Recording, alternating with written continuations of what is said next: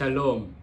오늘 하루도 우리 주님께서 베풀어 주시는 은혜와 평강이 우리 휴스턴 세미학교의 성도님들의 가정 가운데, 사업 가운데, 직장 가운데 변함없이 함께 하시기를 기도합니다. 오늘 우리가 나눌 말씀은 데살로니가 후서 1장 1절에서 12절까지 말씀입니다. 데살로니가 후서 1장 1절부터 12절까지 말씀 함께 보시겠는데요. 여기서 오늘 말씀 속에서 보게 되면은 사도 바울이 계속해서 데살로니가 교인들에게 얘기하는데 세 가지를 좀 중점적으로 이야기하고 있습니다. 그 부분이 어떤 부분인지 함께 나눠보도록 하겠습니다. 먼저 1절에서 4절까지 말씀입니다. 바울과 실로아노와 디모데는 하나님 우리 아버지와 주 예수 그리스도 안에 있는 데살로니가인의 교회에 편지하노니 하나님 아버지와 주 예수 그리스도로부터 은혜와 평강이 너에게 있을지어다. 자, 이렇게 안부 인사를 먼저 전하고요. 3절 4절에 이렇게 나옵니다. 형제들아 우리가 너희를 위하여 항상 하나님께 감사했지니 이것은 당연함은 너희의 믿음이 더욱 자라고 너희가 다 각기 서로 사랑함이 풍성함이니 그러므로 너희가 견디고 있는 모든 박해와 환난 중에서 너희 인내와 믿음으로 말미암아 하나님의 여러 교회에서 우리가 친히 자랑하노라. 참 이렇게 얘기하고 있습니다. 먼저 지금 사도 바울이 데살로니가 교인들에게 이야기하고 있는 중요한 포인트 중에 하나, 우리는 너희를 지금 자랑한다. 우리는 너희를 지금 자랑하고 다닌다. 지금 이 얘기를 하고 있는 것입니다. 자, 어떤 부분에 있어서 자랑하냐? 3절에 보면 이렇게 나와 있네요.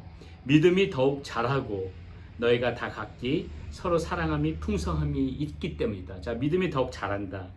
여기서 자란다는 말이 이제 헬라 원문에 보니까는 휘페르욱사노 이런 뜻인데 이 뜻은 무엇이냐면요, 한계점이 없이 자라난다는 거예요.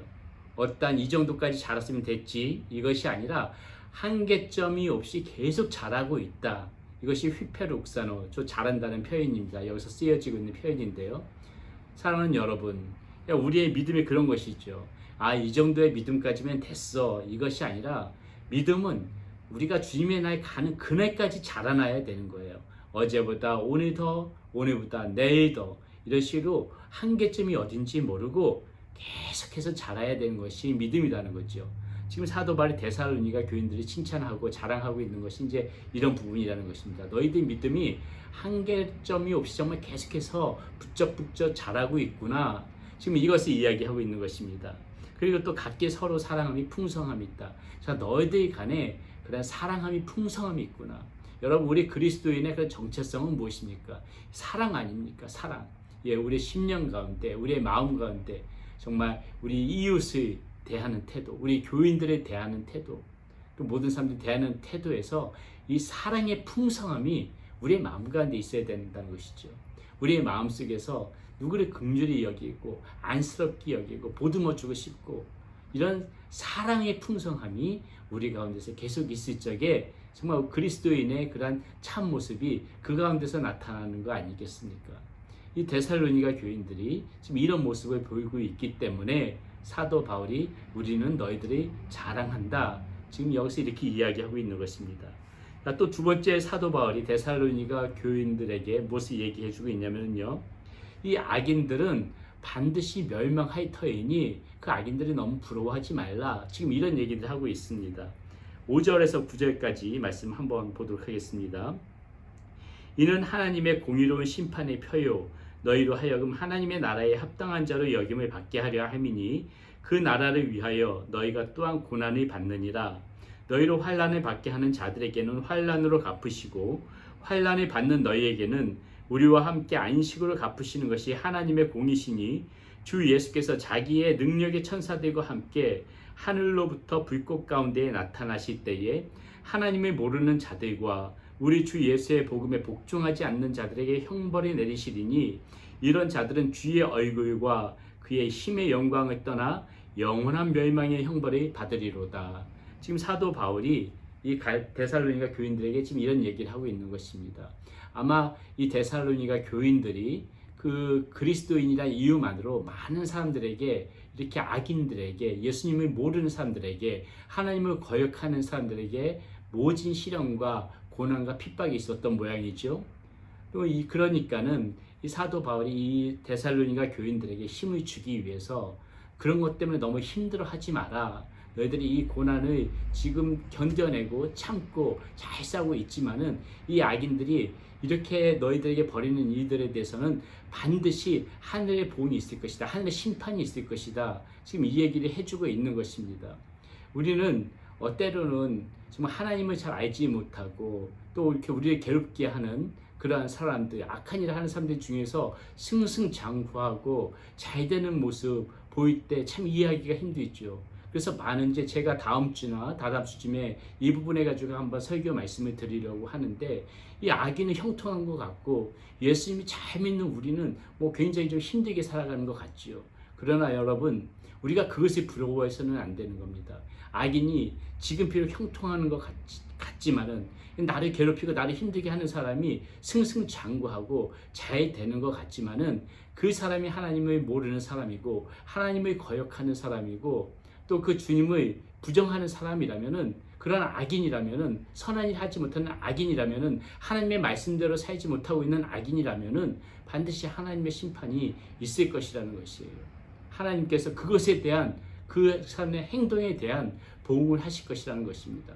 우리가 갚는 것이 아니라 하나님이 갚으시는 그날이 도래할 것이라고 지금 이 데살로니가 교인은, 사도 바울은 데살로니가 교인들에게 이야기를 해주고 있는 것입니다.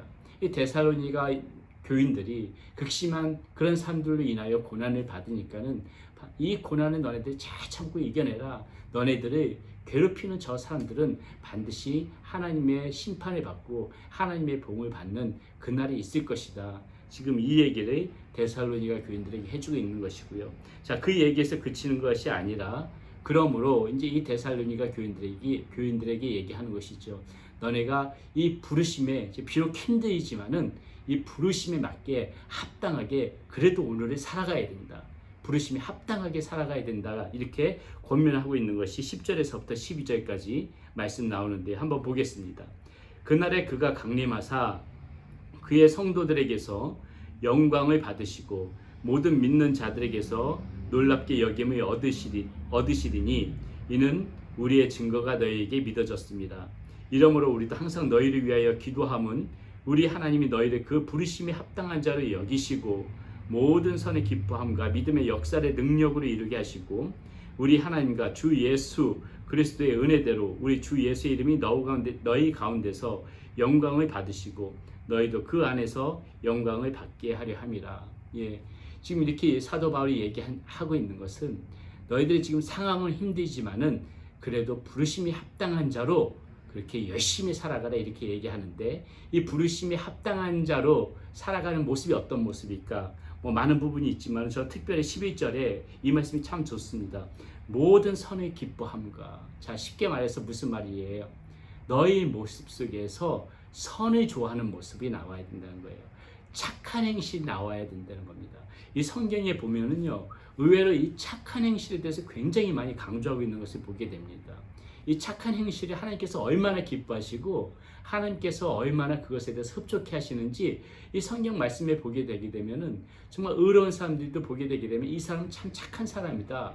착한 일을 하는 사람이다. 선한 사람이다. 이런 것을 굉장히 하나님께서 중요하게 보신다고 그렇게 생각할 만한 구절들이 얼마나 많이 있는지 모르겠습니다. 몇 가지만 한번 볼게요.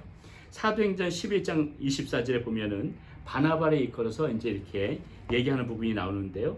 바나바는 착한 사람이요 성령과 믿음이 충만한 사람이다. 이렇게 얘기 나오고요.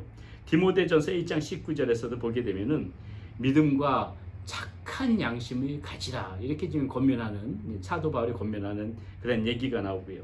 갈라디아서 6장 10절에도 보면은 그러므로 우리는 기회 있는 대로 모든 이에게 착한 행실을 하되, 이렇게 지금 계속 얘기를 하는 것을 볼 수 있습니다. 우리의 이 행동, 착한 행동이 얼마나 중요한지를 얘기하고 있는 거예요. 부르심이 합당한 삶, 여러 가지 삶의 모습이 있을 수 있지요. 그러나 여러분, 그 중에 한 가지 말씀드린다면은 부르심이 합당한 삶은 착한 일을 하면서 사는 것이다. 착한 일을 하면서 사는 것이다. 우리 이것만 잘 생각해도 그 부르심이 합당한 삶을 조금은 살아가는 모습이지 않을까 싶습니다. 사랑하는 여러분, 오늘 하루도 살아가시면서 정말 착한 일이 무엇인가 생각해 보시고 그 착한 일 우리가 열심히 한번 살아가면서 착한 일을 해보면서 살아가면은 어떨까 생각해 보고요. 그리고 정말 사도 바울이 지금 여기서 강조하고 있는 것처럼 우리도 그 믿음이 한계점 없이 자라나는 그런 모습으로 이게 정말 자랑스러운 그런 하나님의 자녀들 되시기를 바라고, 그리고 서로 정말 우리 옆에 주변에 예수님을 잘 알지 못하는 사람이 잘 되는 것 같지만 그거 너무 부러워하지 마시고 정말 주님을 잘 믿고 예수님을 잘 믿는 것이 그것이 형통함이고 그것이 복임을 알고 그것에 대해서 그 악인은 모든 것들이 가지고 있는 것도 다 멸망하는 것들이거든요. 예, 그것을 바라보지 마시고 하늘의 상급 바라보시고 그렇게 오늘 하루도 살아가는 우리 휴스턴 세미학교의 사랑하는 성도님들 되시기를 바라겠습니다. 기도하시겠습니다. 하나님 감사합니다. 오늘 사도 바울은 데살로니가 교인들을 자랑한다고 얘기하고 있습니다. 자랑스럽게 생각한다고 말하고 있습니다. 그 이유가 믿음이 한계점 없이 자라나고 서로 간의 그 사랑이 풍성함에 대하여 자랑한다고 얘기하고 있습니다. 그리고 악인은 반드시 멸망할 것이라고 얘기하고 있습니다. 악인이 비록 형통한 것 같지만은 예수님을 알지 못하는 사람들, 악한 일을 하는 사람들은 지금 당장은 잘 되는 것처럼 보일지 모르지만은 결국에 하나님의 때에는 결국 심판을 받고 보응을 받는 그날이 반드시 도래할 것이라고 말씀하시는 것이 성경에 나와 있음을 우리는 믿습니다. 또한 하나님, 우리 믿는 자들은 부르심이 합당한 자로 여기며 살아가야 된다고 얘기해주고 있습니다. 특별히 부르심이 합당한 삶 중에서 착한 일이 있는데 하나님, 우리 사랑하는 성도님들 오늘 하루도 살아가면서 선한 일에 힘쓰게 하여 주시고 착한 사람 되어지게 하여 주시고 착한 양심을 갖고 살아가는 그냥 우리 사랑하는 휴스턴 세미학교의 성도님들 되어지게 하여 주시옵소서. 우리 주 예수 그리스도의 이름으로 감사하며 기도드렸습니다. 아멘.